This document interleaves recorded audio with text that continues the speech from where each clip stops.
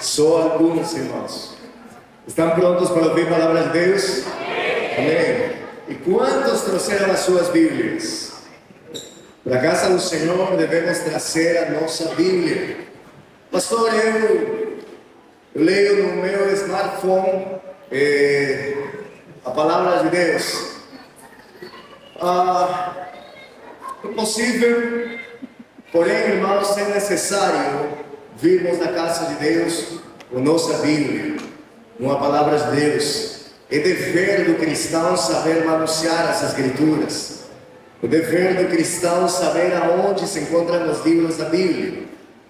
Então, amados, não podemos nós perder esse costume precioso de carregarmos a nossa Bíblia e trazermos para a casa do Senhor. Amém? Muitos já são mais espertos ainda, já evoluíram um pouco mais. A Bíblia fica no porta-malas do carro, só sai na hora que entra aqui na igreja. Aí acabou o culto e volta para o porta-malas. Durante a semana esqueceram da Bíblia. Então, amados, necessitamos entender que temos que caminhar conforme as Escrituras. Amém? Glória a Deus. As malas já estão prontas? Amém? Quantos já têm suas malas prontas? Glória a Deus. Jesus Cristo está voltando e Ele vem em busca da sua igreja.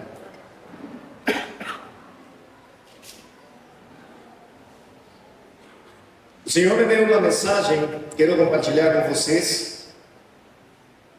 Tenho a convicção que foi o Espírito Santo que me direcionou a trazer essa mensagem, que coloquei por título: Se me faz ou me é difícil viver em santidade. Se me torna difícil viver em santidade. E é que o que é aquilo que vem da nossa mente quando nós falamos a respeito de santidade? Qual é a primeira coisa que vem na tua cabeça quando você escuta a palavra santidade?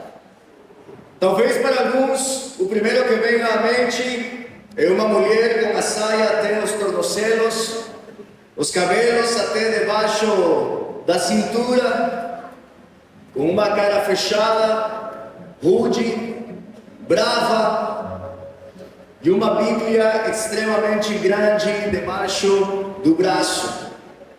Talvez para outros, quando escutam a palavra santidade, o primeiro que vem na cabeça é um homem com paletó, gravata, os sapatos brilhando ao extremo, sem cavanhaque, sem barba. Talvez para outros a santidade significa sentar homens de um lado e mulheres do outro.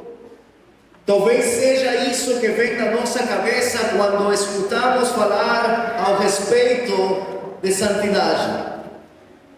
E na verdade, igreja, para muitos de nós se nos torna difícil viver em santidade, porque nós nem sequer conhecemos o significado, não temos entendimento do que significa a santidade. E muitos creem que santidade tem a ver com as coisas externas. Muitos pensam que ser santo tem a ver com a forma de vestir, que nós entendemos, que conhecemos as Escrituras, nós sabemos que à medida que conhecemos a Cristo Jesus, vai mudando a nossa aparência, vai mudando a nossa decência no diário caminhar. Mas santidade, irmão, não tem nada a ver com a questão externa do nosso corpo. Porque devemos entender, irmãos, que quando nós vamos aos pés de Cristo, Cristo começa a trazer uma mudança de dentro para fora, não de fora para dentro. Quando a gente chega na presença de Deus, o Senhor se encarrega de começar a transformar nossa vida, nosso coração. A transformação vem desde o nosso interior para o nosso exterior. Então muitos vamos associando a santidade com pessoas mal-humoradas, com pessoas de gênero pesado. Muitos associam a santidade com se afastar dos demais, de não se relacionar com ninguém, de sair correndo quando o culto termina para não conversar com ninguém, para não perder a bênção. Então muitos pensamos que a santidade está baseada nisso. Mas sabe, amados, não conseguimos muitas vezes viver em santidade porque não conhecemos as armas que o Senhor tem nos dado. E te convido a abrir a tua Bíblia em 1 de Pedro, capítulo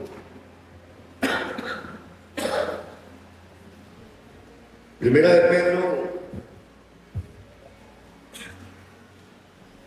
para quem não sabe, 1 de Pedro está no finalzinho da Bíblia.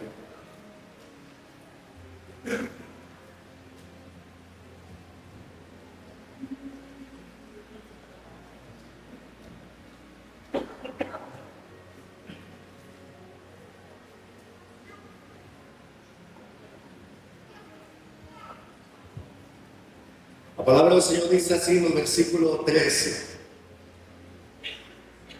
portanto, preparem sua mente para a ação e exercitem o autocontrole.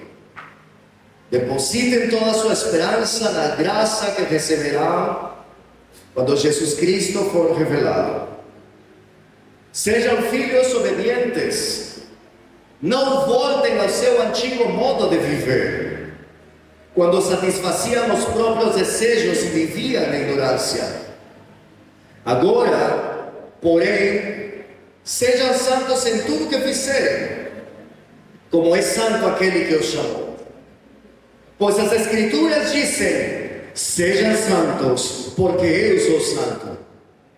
Lembre-se de que o Pai Celestial, a quem vocês oram, não mostra favorecimento. Ele os julgará de acordo com suas ações. Por isso, vivam com temor durante seu tempo como residentes na terra, pois vocês sabem que o resgate para salvá-los do estilo de vida vazio que herdaram de seus antepassados não foi pago com simples ouro ou prata que perdem seu valor, mas com o sangue precioso de Cristo, o Cordeiro de Deus, sem pecado nem mancha. Feche os teus olhos. Senhor Jesus Cristo, poderoso Deus, queremos te dar as graças por esse momento, porque, Pai, estamos no centro de todo culto, que é a tua palavra. E necessitamos, Senhor, receber essa palavra que nos edifica, que nos cura, que nos restaura, que nos fortalece, que nos educa, que nos forma, que nos dá sabedoria, Pai. Necessitamos ouvir a tua voz, para que cada palavra que saia da minha boca, Senhor, provenha de ti, não da minha carne. Porque essa igreja, Senhor, necessita ouvir de ti, porque tu és o nosso bom pastor, Senhor. Em nome de Jesus. Amém. Amém. Do versículo 13 começa dizendo: portanto, cingindo os lombos do vosso entendimento. Cingindo os lombos, irmãos, nos está dizendo: prepare-se mentalmente, prepare sua mente para serem inteligentes. E que, amados, a palavra do Senhor em 1 Coríntios capítulo 2, versículo 16, diz que nós temos a mente de Cristo. E muitas vezes nós nos deixamos vencer diante das coisas desse mundo, diante das provas que passamos ou enfrentamos, ou diante das ciladas do inimigo, ou dos arcos inflamados que o inimigo lança, que começa a atingir a nossa mente. Quando nós não temos a nossa mente, a nossa mente não é a mente de Cristo, quando a nossa mente não está preparada para as coisas de Deus, somos presa fácil para sermos atingidos e para cairmos num desânimo permanente em nossa vida, porque nós estamos tendo uma mente apenas humana.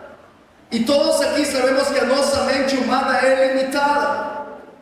Mas a mente de Cristo é poderosa.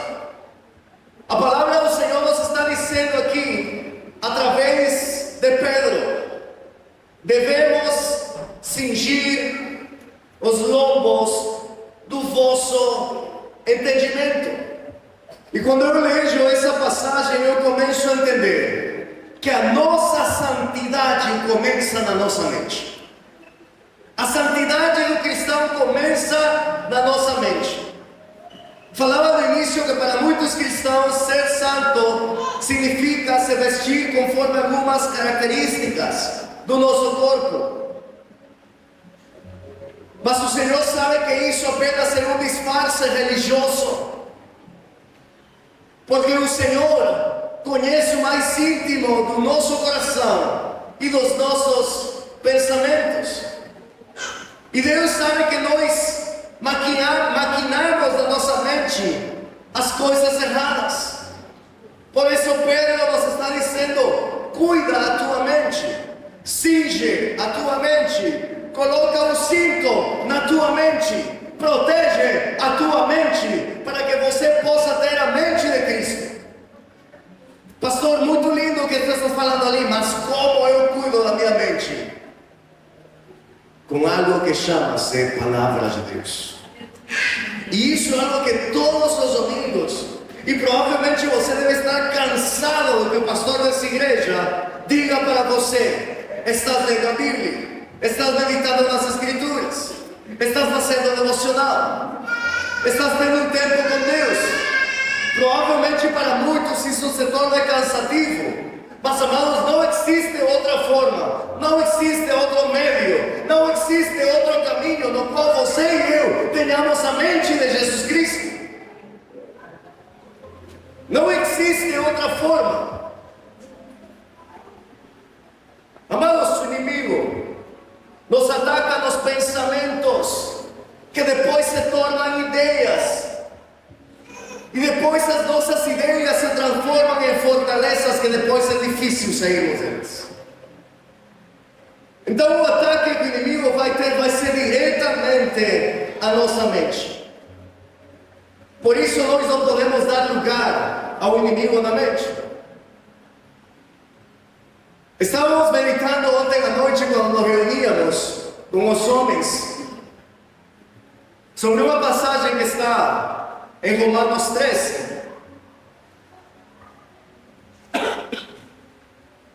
Eu vou ler aqui rapidamente.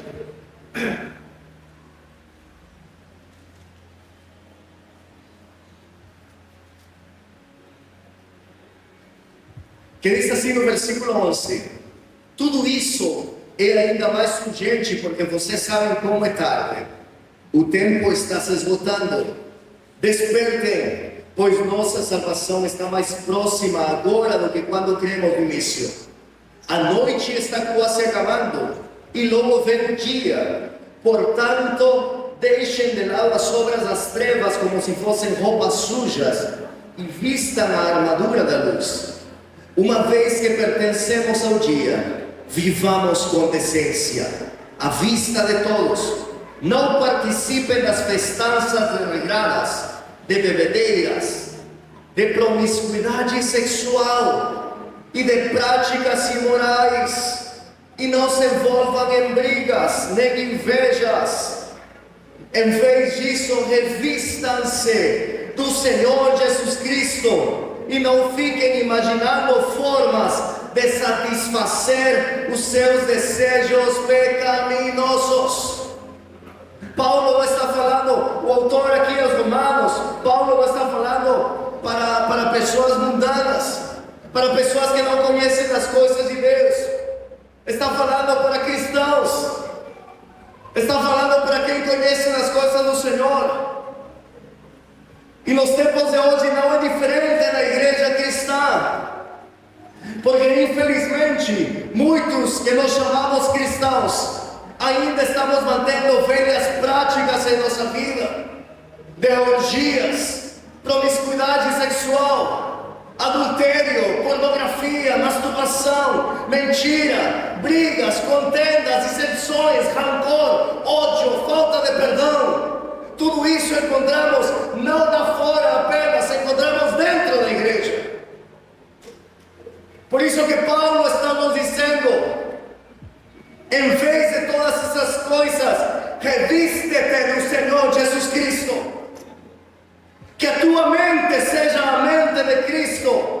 E não fiques imaginando formas de satisfazer seus desejos pecaminosos.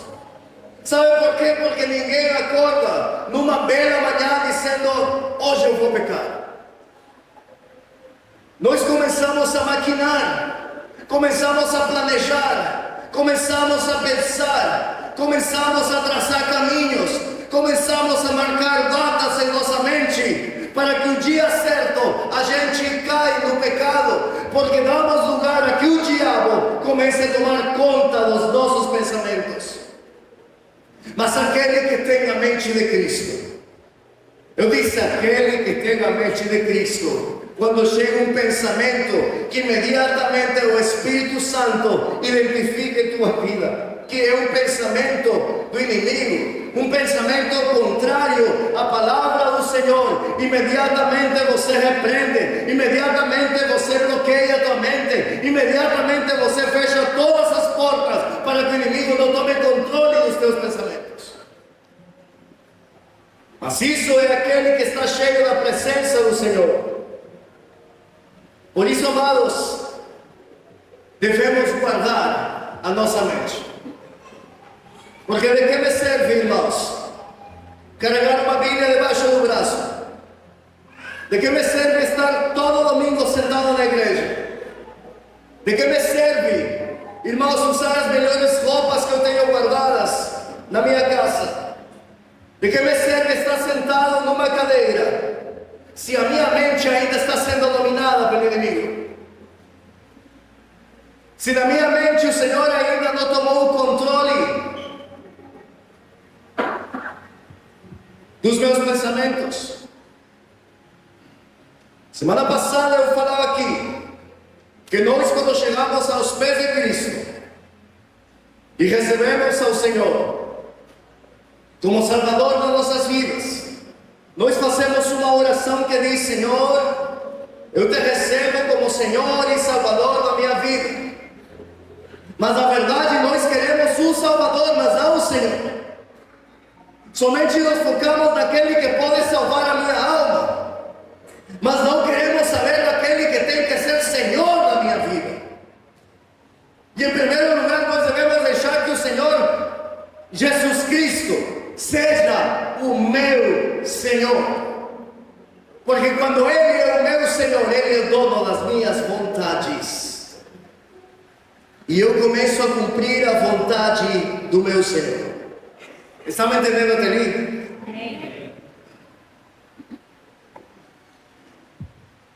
Eu gostaria de pedir que prestem atenção, por favor, na palavra que está sendo ministrada. Pedro continua dizendo: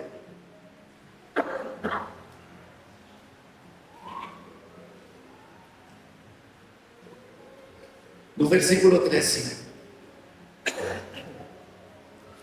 sede sóbrios. Sede sóbrios. O que significa isso? Aqui o autor dessa palavra nos está dando a entender o seguinte: sede sóbrios, ou seja, vele, não fique dormido, não perca o controle, não perca o rumo. Seja sóbrio também na palavra original significa abster-se, se abster das coisas. Muitas vezes nós caímos em caminhos errados, porque, irmãos, não estamos sendo sóbrios, porque nós não aprendemos a nos abster das coisas. Estamos participando de tudo. Me lembrava quando preparava essa mensagem que estávamos no Peru ano passado com a família. Numa festa familiar da família da minha esposa, eu já falei isso, minha esposa, a família dela, ninguém é cristão, apenas ela. E estávamos nessa festa familiar deles, os tios, primos dela. Estavam meus sogros e todo mundo estava bebendo. E os tios dela chegavam e me falavam, sobrinho, uma cervejinha. Eu falava, não, obrigado. Aí vinha outra tia dele, sobrinho, há muito tempo que eu não vejo você. Que prazer, que gosto me dá de poder ver você, teus filhos, como cresceram, estão muito educados, parabéns. Uma cervejinha, sobrinho. Não, tia, não precisa, obrigado, não bebo. Mas muitos cristãos que estamos dentro da igreja, não temos aprendido ainda a dizer não diante das tentações que sutilmente o mundo vem trazendo para a nossa vida. E vamos recebendo tudo o que se nos oferece. Vamos aceitando tudo que o inimigo vai colocando diante de nós. E quando percebemos, já temos caído num abismo muito fundo. E por quê? Porque o problema é que nós não sabemos dizer não. A gente não sabe separar as coisas. A nossa natureza pecaminosa nos leva a dizer sim para tudo. Hoje estamos aqui, dizemos sim para o Senhor. Amanhã, segunda-feira, dizemos sim para o mundo. Depois de amanhã falamos sim para o Senhor. E no outro dia dizemos sim para o mundo. E continuamos vivendo uma vida indecente. Porque não aprendemos a dizer não para as coisas erradas. E terminamos, em poucas palavras, dizendo sim ao diabo. Por isso Pedro nos está dizendo aqui nessa mensagem: sejam ou sede sóbrios. Sede sóbrios.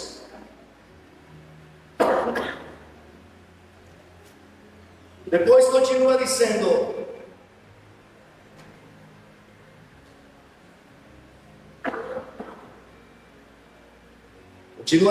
na mesma passagem: e esperai inteiramente na graça que se vos oferecer. Espere inteiramente na graça que se ofereceu quando Cristo foi revelado. A palavra esperar é a mesma palavra confiar. E Pedro nos está dizendo através dessa mensagem: prepara a tua mente, abstente do que aparentemente é um deleite, mas confia que o teu galardão é grande para você. Sabe que, igreja, a nossa mente é tão fraca e tão limitada que nós não estamos conseguindo enxergar que quando nós estamos renunciando para as coisas desse mundo, nós estamos construindo um galardão em nossa vida.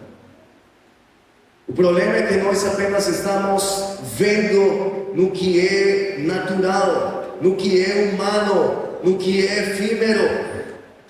No versículo 14 diz o seguinte: olha ali na tua Bíblia, versículo 14, diz: como filhos, como filhos.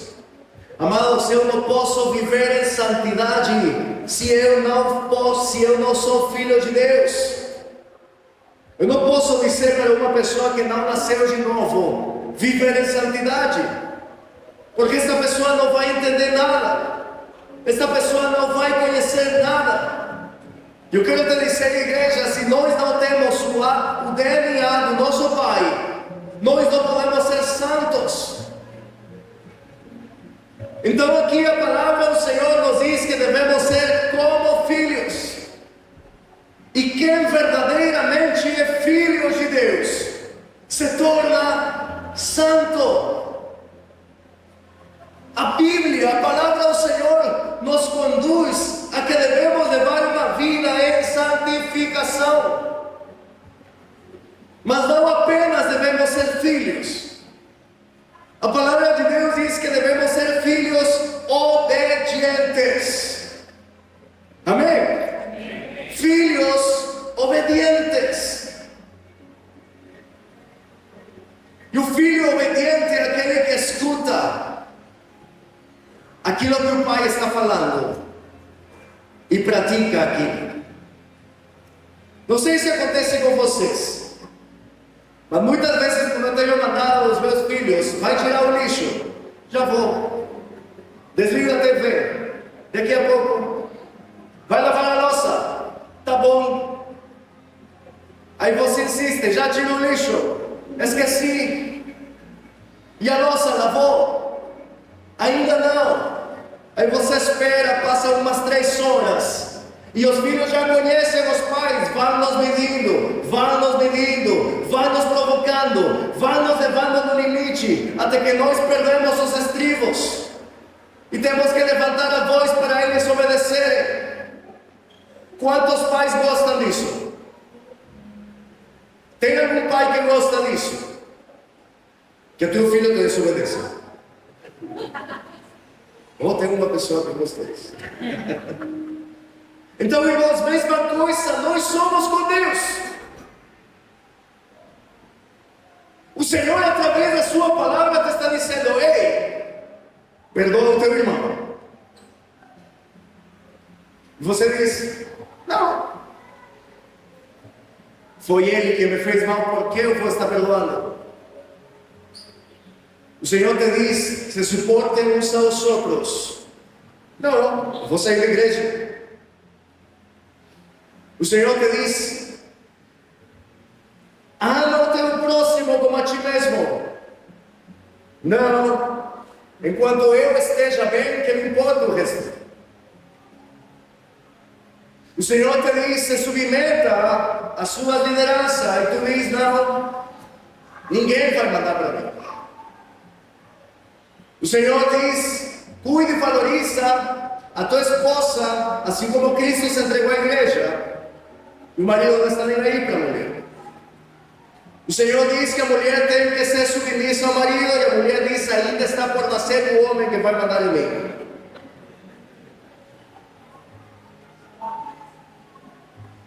E se nós, que somos maus, não suportamos a desobediência dos nossos filhos, que dirá o Senhor quando encontra em nós, que somos filhos desobedientes?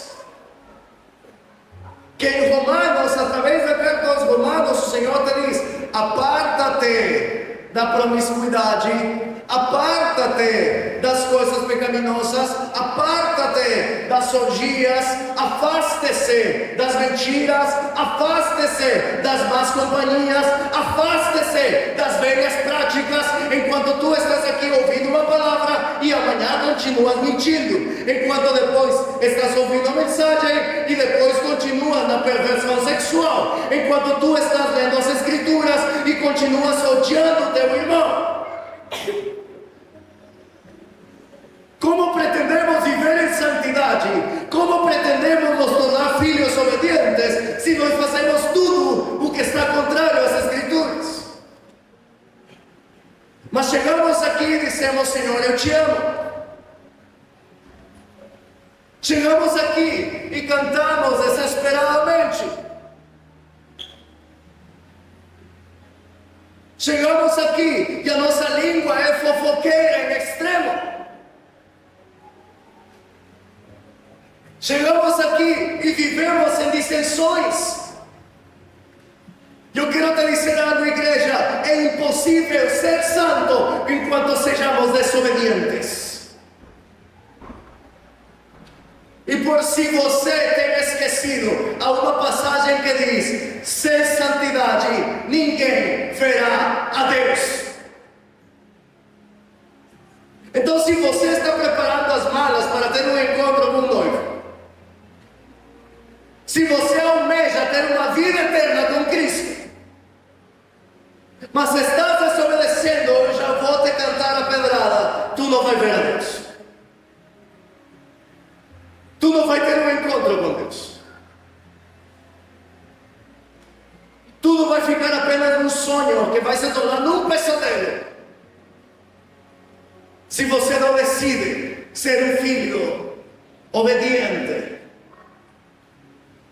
Amados, eu não estou me inventando coisas.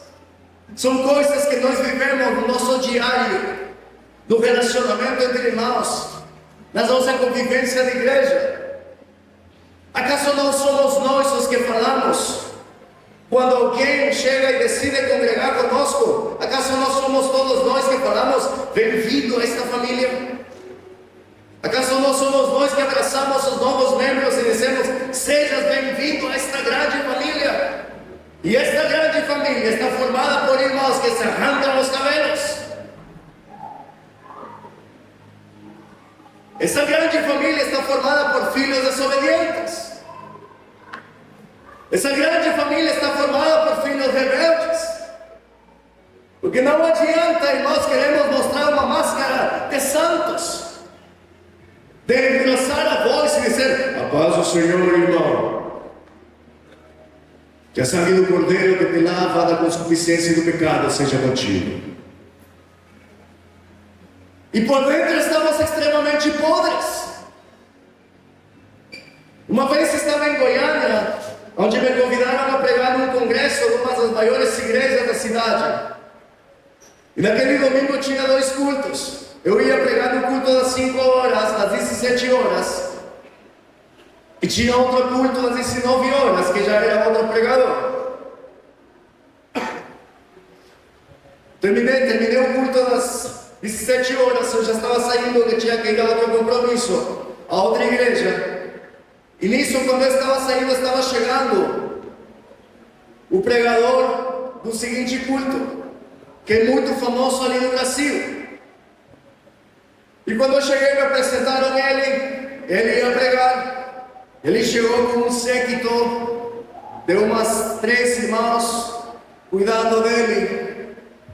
E ele chegou assim, a paz do Senhor, irmãos. Eu quero saber aonde tem o quarto da oração, porque eu necessito primeiro orar antes de trazer a palavra. Eu fiquei olhando para ele e falei, será que esse homem nunca vai com banheiro? Será que esse homem não briga com uma mulher? Porque nós temos o costume de querer mudar as nossas atitudes para mostrar uma santidade. E devemos entender, irmãos, que o Senhor nesse momento não está nem um pouco preocupado nas nossas vestes, apesar de que devemos ser íntegros em nossas vestes também. Por favor, não malinterprete. Não vai dizer, não, o pastor fala que eu posso me vestir de qualquer jeito. Nada disso. Porque tem pessoas que gostam de postar fotos as ovelhas sem nada nas redes sociais. Sobretudo no verão. Não estou falando disso. Porque quando nós servimos a Cristo, nos vestimos com ordem e decência. E com respeito. Mas eu estou dizendo que o Senhor não está preocupado na camisa que eu estou carregando, na marca da minha camisa, na marca dos meus sapatos, na marca da minha calça. O Senhor está preocupado se eu estou marcando o coração de Cristo com as minhas atitudes, com o meu comportamento, com o meu diário viver, com os frutos do Espírito. Porque se eu sou as pessoas que te digo, eu leio a Bíblia, eu oro, eu jejuo, o primeiro que tu tens que ver na minha vida são os frutos. O primeiro. Por isso a palavra do Senhor nos diz, afasta-te das velhas práticas do passado. Não continues pensando que você é a mesma pessoa de antes. E que muitos ainda estamos presos ao passado. Sabe, antes eu brincava com os irmãos da igreja. Eu falava o seguinte, é porque tu não conheces o meu passado. tu não sabes de onde eu vim. E eu achava isso uma brincadeira. Até que um dia o Espírito Santo falou claramente no meu coração: tu ainda tens orgulho do teu passado? Tu ainda te enorgulheces das tuas velhas práticas? Tu ainda te lembras do que fazias lá atrás? Porque eu não sinto graça cada vez que você fala isso. Eu me senti muito confrontado com Deus, ou por Deus. De muito tempo que parei de fazer essas brincadeiras, essas piadas sem graça, de dizer é porque você não conhece o meu passado. Porque o Senhor diz para mim: eu te libertei do teu passado, esquece do passado. Começa tudo de novo. Porque quem vive lembrando do passado, um dia vai voltar às velhas práticas da sua vida. Quem vive se rodeando das velhas amizades, um dia vai estar praticando aquilo que fazias no passado. Sem fé, sem santidade, ninguém verá a Deus. Mas a palavra continua dizendo: estando em vossa ignorância.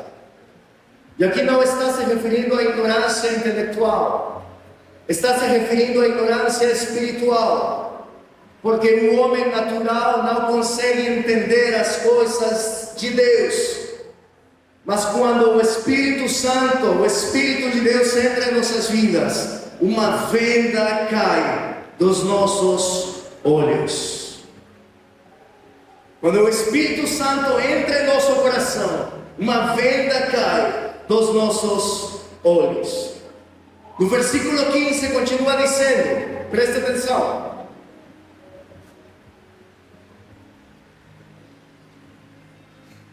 santo é aquele que vos chamou. Por isso todos nós, irmãos, devemos ser santos. O Senhor não está com um pau na mão dizendo: tu tens que ser santo porque eu sou santo. Ao contrário, eu vejo isso como uma palavra de ânimo, de incentivo, e ao mesmo tempo é uma ordem. O Senhor está dizendo: se eu posso ser santo, tu também podes. Se eu sou santo, que sou teu pai, e tu és o meu filho, tu também podes ser santo. Eu sou santo, tu também és. E o Senhor, irmãos, está dando todas as ferramentas para que aprendamos a cuidar a nossa santidade. E se nós não conhecemos as Escrituras, amada Igreja de Cristo, olhem para mim, por favor. Se nós não conhecemos as Escrituras, se as Escrituras não estão aqui em nosso coração, se nós não estamos guardando as Escrituras como um tesouro precioso e valioso, estamos vazios. E em qualquer momento seremos presa fácil do inimigo. Vamos voltar atrás às velhas práticas do mundo. Seremos como o cão que volta a seu vômito, assim seremos os homens tolos que voltamos ao nosso pecado, a praticar a nossa estultícia. Quem não guarda as Escrituras, os ensinamentos, os conselhos que o Senhor nos deixa, somos presa fácil para viver desanimados espiritualmente. Somos presa fácil para que a nossa mente seja atingida constantemente. Que qualquer coisa que nós ouvimos de alguém, nós já tomamos como uma ofensa tão forte, e me feriu, e me magoei, e me atacou, e me feri, e o rancor começa a vir, e o inimigo diz: não perdoes, o inimigo diz: afasta-te, o inimigo diz: vira as costas, o inimigo diz: não cumprimentes, o inimigo diz: não convivas, o inimigo diz: não abraces, o inimigo diz: não ames. E como a nossa mente é apenas humana, limitada e miserável, obedecemos tudo que o inimigo nos manda fazer, mas não o que o Senhor nos diz na sua palavra. Mas quem tem a mente de Cristo torna-se um cristão com maturidade.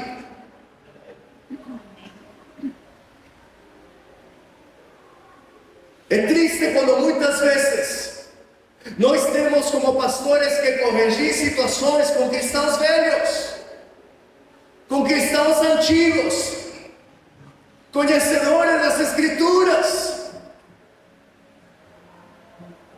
Como pastores deveríamos nos gastar com novos convertidos, com as pessoas que estão chegando, não com pessoas velhas que conhecem a palavra. Mas sabe que a nossa mente está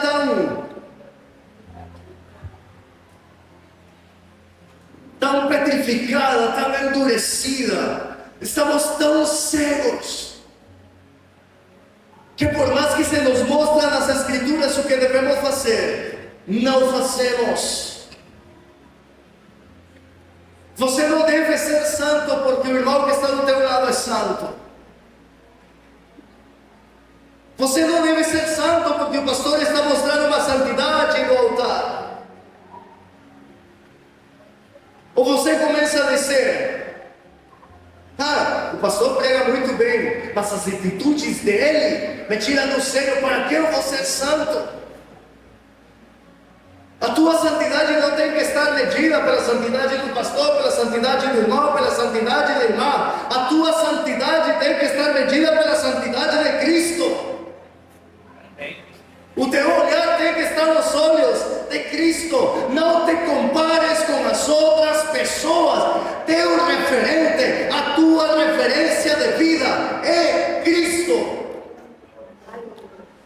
E com isso eu vou terminando. Eu acho. No versículo 18 diz: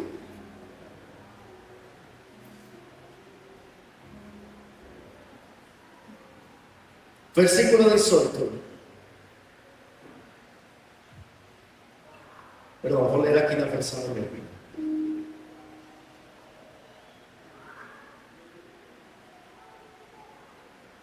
Pois vocês sabem que o resgate para salvá-los do estilo de vida vazio que herdaram dos seus antepassados. Prestem bem atenção, irmão, nisso.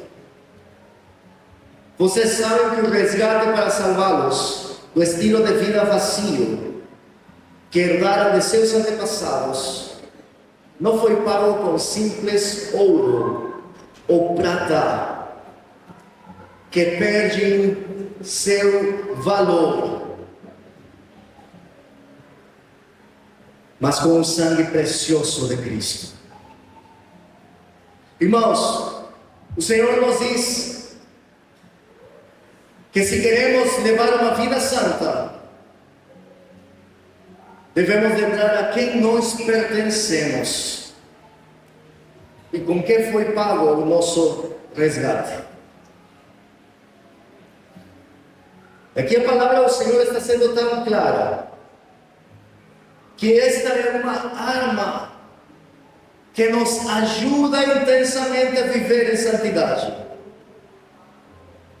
Sabe por quê, irmãos? Aqui está o centro desta mensagem. Por favor, esqueça tudo que eu falei se você quiser. Mas lembra-te desta parte, desta pequena parte. O grupo de louvor sube, por favor. A palavra do Senhor nos diz o seguinte: nós devemos entender o poder do sangue de Cristo. Muitos usamos de uma forma muito banal o sangue de Cristo. Estou dirigindo um carro, se atravessa uma mulher na minha frente e vamos bater e falar: o sangue de Cristo tem poder. Ou eu estou sozinho em casa e se desliga a luz e escuto um barulho dentro de casa, sinto que estou sozinho, eu grito: sangue de Cristo tem poder. Ou talvez vamos ser assaltados e o temor começa a tomar conta da nossa vida e falamos: sangue de Cristo tem poder. E vamos banalizando o sangue de Cristo. Vamos analisando as palavras que saem da nossa boca. E para muitos o sangue de Cristo se resume apenas a isso. Eu quero te dizer algo, igreja, que nós acabamos de ler. Que foi pago um resgate pelas nossas vidas, para nos tirar do estilo de vida vazio que nós herdamos dos nossos antepassados. A palavra do Senhor minimiza o valor do ouro e da prata, aquilo que nós damos um valor extraordinário ou extremo. A palavra de Deus está dizendo: a tua vida foi comprada, foi resgatada, não com um simples valor de ouro, de prata. Tu foste comprado, tu foste resgatado, comprado com sangue de Cristo, o Cordeiro, o Filho de Deus. Agora, irmãos, abre por favor o teu entendimento para você entender algo que isto estourou o meu cérebro. Está dizendo que foi pago um resgate pelas nossas vidas. Ou seja, nós estávamos presos. Quando acontecem os sequestros, os sequestradores sempre pedem um dinheiro para poder libertar a vítima. A palavra do Senhor diz que nós éramos escravos, estávamos presos às velhas práticas mundanas, e foi pago um resgate. Então, entendam isso: nós éramos escravos de alguém, mas veio outro alguém que com seu sangue derramado comprou a nossa vida. Agora nós deixamos de ser. Nós somos mais este dono aqui. Passamos a ter um novo dono, um novo Senhor. Amém? Aqui que vem o detalhe, igreja, em que nós dissemos: fomos resgatados pelo sangue de Cristo. Eu sou totalmente livre para fazer o que eu quero. Eu quero te dizer algo. Se este Senhor nos comprou com seu sangue um preço altíssimo, significa que agora somos escravos dele. Significa que agora vamos ter que cumprir a vontade dele. Significa que agora temos que fazer o que ele nos manda a fazer em liberdade. Porque o resgate foi tão alto, foi pago pela nossa vida, que nós aprendimos a amar tanto ao nosso Senhor, que agora eu decido pela minha vontade ser escravo de Cristo. Nós somos livres. Paulo diz: não vivo mais eu, mas agora Cristo vive em mim. Paulo, quando escrevia as cartas, muitas das vezes ele não se apresentava Paulo, apóstolo, Paulo, pastor da igreja Rei dos Reis. Paulo se apresentava como o seguinte: eu sou Paulo, servo de Jesus Cristo. Paulo não estava preocupado com títulos. Paulo queria servir o seu Senhor, aquele que tinha resgatado ele da vida mundana e perversa que ele vivia. Paulo queria viver conforme ele mandava o Paulo viver. Por isso Paulo diz: sede os meus imitadores, porque eu sou imitador de Jesus Cristo.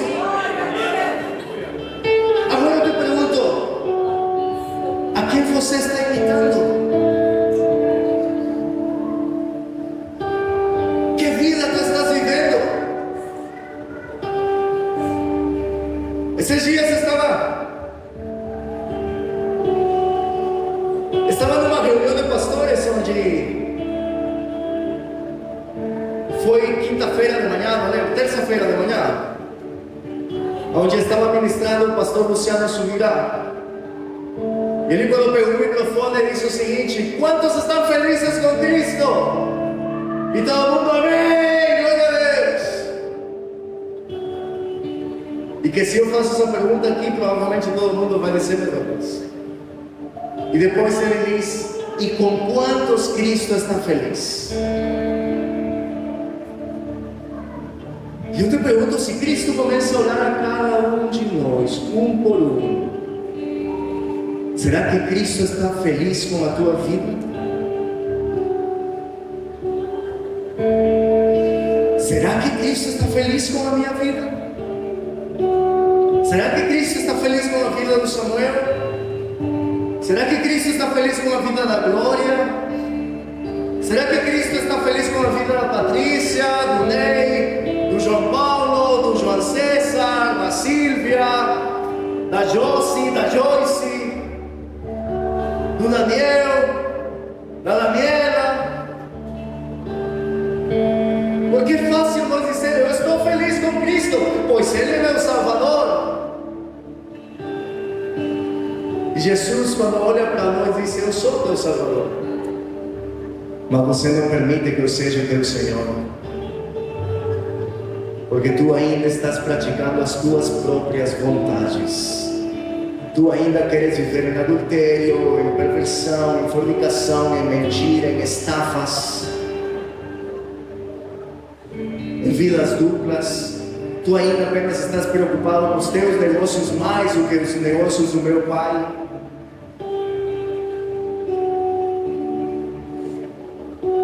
Mas sabe que, igreja, que hoje não é amanhã, porque amanhã não sabemos se estaremos. Que hoje nós possamos começar uma vida e dizer: Senhor, eu entendi que o meu resgate foi para um alto preço, que é sangue do Cordeiro de Deus. E a partir de hoje, Senhor, eu decido ser o teu servo. Eu quero que tu sejas o meu Senhor, porque eu quero viver em santidade. E sabe por que devemos desejar viver em santidade? Porque somente tendo santidade é que nós veremos a face de Cristo. Fica de pé, por favor.